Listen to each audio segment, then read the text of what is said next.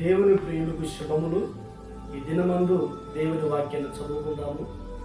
రాజులు రాసిన 2వ గ్రంథము 20వ అధ్యాయము 5వ వాక్యము చివరి మాట మనం చదువుకున్నప్పుడు, 3వ దినమున నీవు యెహోవా మందిరమునకు ఎక్కిపోవుదువు. ప్రియ దేవుని బిడ్డలారా, యూదా ప్రజలను హిజ్కియా పరిపాలన చేయించిన దినాలలో రాజైన హిజ్కియా గారికి మరణకరమైన రోగము వస్తుంది. దైవజనుడైన యెషయా ప్రవక్త హిజ్కియా దగ్గరకు వచ్చి, నువ్వు మరణమవుతున్నావు, నీ ఇంటిని చక్కపరుచుకోమని తెలియపరిచి వెళ్ళిపోతూ ఉంటాడు.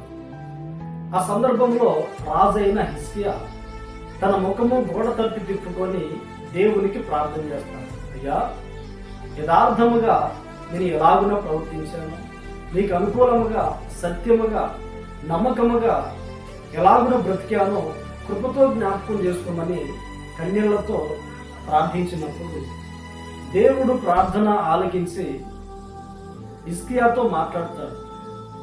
నీవు కన్నీళ్లు విడుచుట నేను చూచితిని, నీ ప్రార్థన నేను అంగీకరించి ఉన్నాను, నిన్ను బాగు చేస్తానని దేవుడు మాట్లాడుతూ ఈ మాట మాట్లాడతాడు. నీవు 3వ దినమందు దేవుని మందిరానికి ఎక్కిపోతావు. ప్రియ దేవుని బిడ్డలారా, హిజ్కియా మరణకరమైన రోగంలో ఉన్నప్పుడు దేవుడు బాగు చేసినట్లుగా స్వస్థపరిచి మరలా 15 సంవత్సరాలు ఆయుష్ పెంచినట్లుగా మనం గుర్తించి గమనించి ఉన్నాము. ఇక్కడ మనం నేర్చుకోవాల్సిన విషయం ఏంటంటే, అనారోగ్యం చేత బాధపడుతున్న హిజ్కియాకి దేవుడు ఆరోగ్యం ఇచ్చారు. ఆరోగ్యం ఇచ్చిన తర్వాత నువ్వు దేవుని మందిరానికి ఎక్కిపోతావు అని ప్రభు మాట్లాడుతూ ఉన్నారు. దేవుని మందిరానికి ఎందుకు ఎక్కిపోతావు అని అక్కడ చెప్తూ ఉన్నాడంటే, నేను నీ జీవితంలో మేలు చేశాను, నేను నీకు ఆరోగ్యం అనుగ్రహించి ఉన్నాను, నేను నిన్ను స్వస్థపరిచి ఉన్నాను, నీకు ఆయుష్ పెంచి ఉన్నాను, కనుక కృతజ్ఞత కలిగిన వాడవై దేవుని మందిరానికి ఎక్కిపోతావు అని దేవుడు మాట్లాడుతున్నట్లుగా మనకి ఇక్కడ అర్థమవుతుంది. మన జీవితాల్లో కూడా దేవుడు గడిచిన దినాలలో ఎన్నో మేలులు చేయించి ఉన్నారు. అనారోగ్యం చేత బాధపడుతున్నప్పుడు స్వస్థతను దేవుడు ప్రసాదించి ఉన్నారు. ఎన్నో కుటుంబ సమస్యల చేత బాధపడుతూ ఉన్నప్పుడు దేవుడు తోడుగా ఉండి, అండగా ఉండి మనం బలపరిచి నడిపిస్తూ ఉన్నారు, సమస్యలు తొలగించి ఉన్నారు. అయితే దేవుని మందిరానికి మనం ఎందుకు వెళ్ళాలి? దేవుడు మన జీవితంలో అనేకమైన మేలు చేశారు కనుక ఆయన చేసిన మేలును తలంచుకున్నటకు మనము దేవుని మందిరానికి వెళ్ళాలి. ఈ మాట వింటున్న నీవు దేవుని ద్వారా ఎన్నో మేలులు పొందుకున్నావు కదా, దేవుని వలన ఎన్నో ఆశీర్వాదాలు పొందుకున్నావు కదా.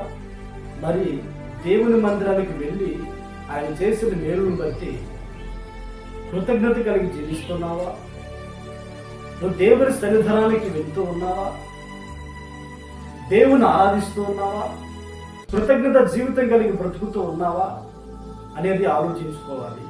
అనేక మంది దేవుని వలన మేలు పొందిన వారు దేవుని సన్నిధికి వెళ్ళి మనసారా పూర్ణ హృదయంతో, పూర్ణ బలముతో, పూర్ణ శక్తితో, పూర్ణ ఆత్మతో దేవుణ్ణి స్తుతించి సేవిస్తూ ఉన్నారు.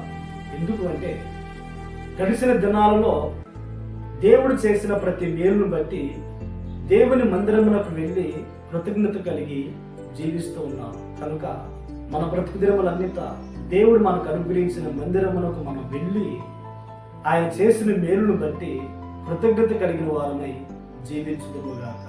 ప్రార్థన.